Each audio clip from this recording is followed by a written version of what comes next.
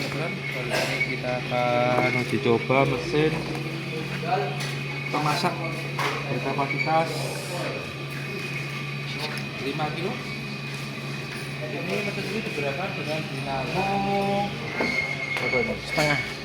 Setengah HP.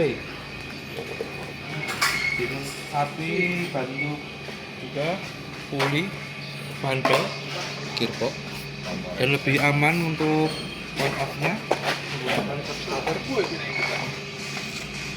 tabung berbahan stainless steel, pengaduk menggunakan pipa stainless dan juga kayu, masak menggunakan kompor LPG. Untuk kita itu buat lebih dahulu.